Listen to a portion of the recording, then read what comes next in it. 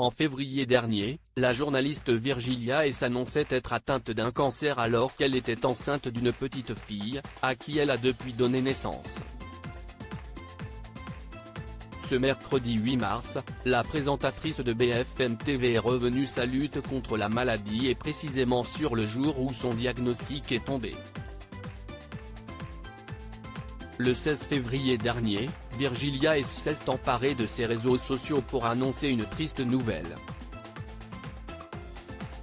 À travers d'un long message rédigé dans les notes de son téléphone, la présentatrice météo de BFM TV annonce être atteinte d'un cancer du sein et évoque son combat contre cette maladie survenue alors qu'elle est enceinte de son premier enfant. Été 2022, 32 ans, j'apprenais que j'allais être maman pour le printemps prochain, ma vie allait basculer. Celle-ci bascula finalement plus tôt que prévu, il y a un mois, lorsque j'appris que j'étais atteinte d'un cancer du sein HER2 positif.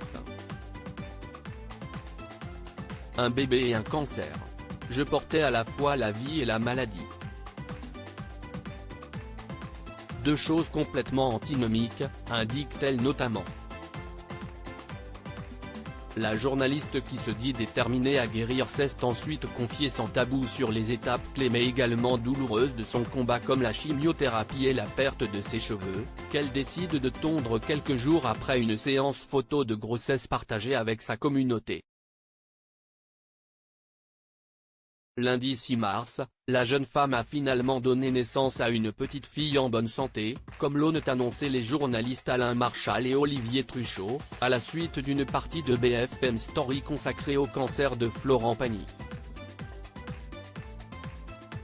Une heureuse nouvelle pour la maman de 32 ans qui n'oublie toutefois pas sa lutte contre le cancer sur laquelle elle s'est une nouvelle fois exprimée.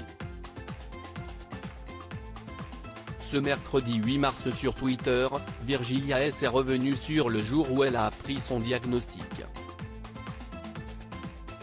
Ces dernières minutes d'insouciance dans un texte épinglé sur son compte, Virgilia S raconte en détail sa rencontre avec la radiologue, ses appréhensions, sa réaction mêlant le choc et la sidération et ses sentiments de colère et d'injustice qui l'envahirent à l'annonce des mauvais résultats.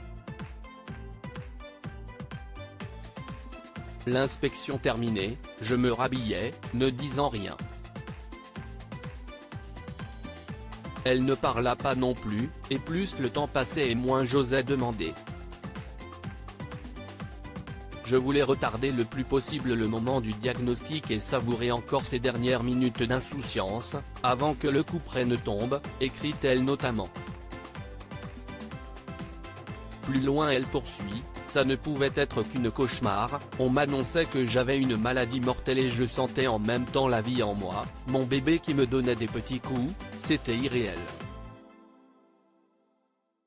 Un récit poignant qui marque le début de la résilience pour la journaliste.